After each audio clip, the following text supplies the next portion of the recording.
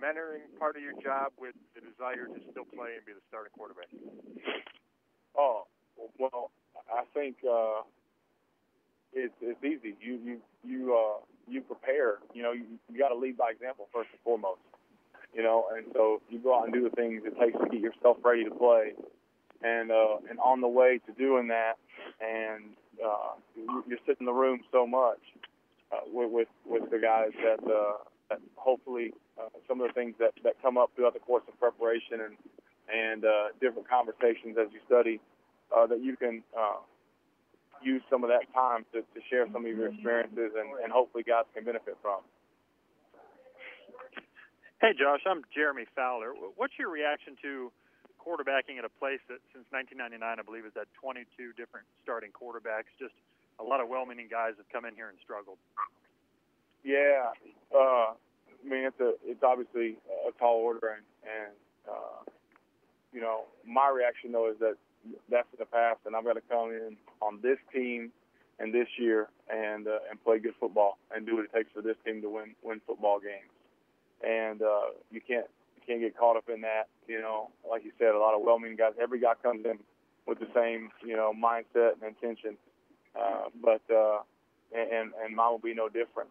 But I think what I'm excited about is the people that are there currently and right now, and like I said, the offensive line, those guys I'm going to be playing with, and then the coaches I'm going to be working for. So because if you just looked at it like that and just said, well, whatever you said, 22 guys or whatever have been here before, well then it was just, hey, let's just pack up and go home because it's pointless. But that's not my mindset. That's not my attitude. And so, I want to attack this thing and do everything I can to change that, and more than anything, just help this team win football games. Hey, Josh, Mike McClain from the Tribune Chronicle. When you watched the stuff that went on, earlier this offseason with the Manziel situation, the Josh Gordon, were there some serious doubts about coming here, and what convinced you to come here, considering all the negative press? Well, you know what? Those are individuals, respect of themselves, and so I don't really, get into those things. I'll say my visit, like I said, was really, really well, thought out as far as the organization. We sat and talked to everybody, got a chance to meet with everybody, and it really solidified to me that things are going in the right direction. I think it's important to understand and to remember that there's a lot of people going through last year's situation, from ownership to the general manager to the head coaches, all in their first year of something. And so for me, I took that into consideration and looked at the totality of it and said, it seems like they've made a really good step in this first year, all things considered. And so that part's encouraging to me. Hey, Josh, could you talk about what happened last year with your being 1-10? Yeah, not a whole lot to say about it other than it just wasn't good enough, and I've said it before. I don't shy away from it.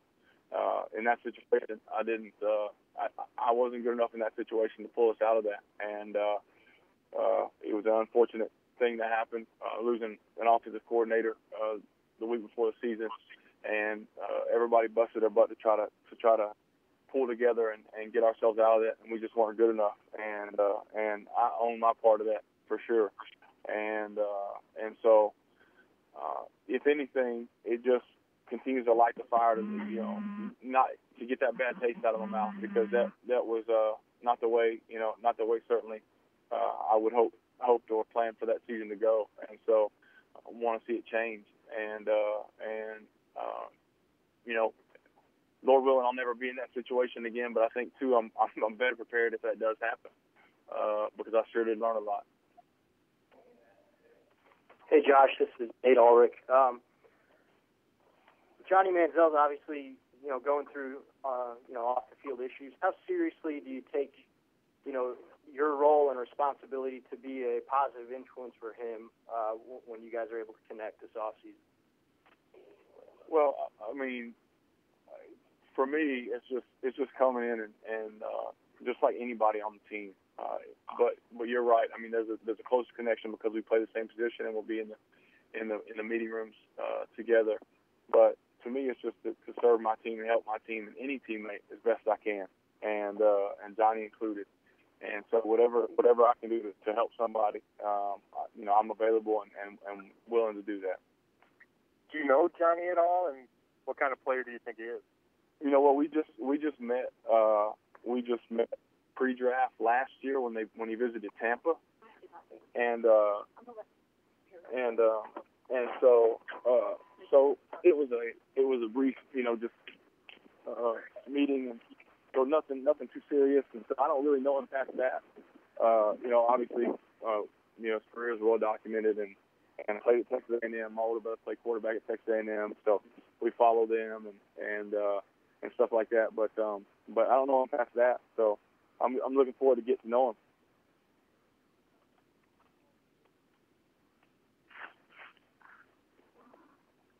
Hey, Josh, Tony Grossi here. I wanted to ask you this. Did you ask the Browns what their plans are at the quarterback position beyond you? And do you expect another quarterback to join you guys in that room? You know what? With that, Tony, I'll leave those conversations between myself and the Browns. I'm excited about what we're going to do moving forward and building the team. And no matter who joins us in that room or what that room looks like, the goal is for in my part at least, to help us come together and play good football. And it starts with me. As the veteran in there right now, it starts with me, and so I'm excited about that, and I embrace that, and I look forward to helping that group play good football and going out and doing that myself too. So that's really as much as I can comment on that.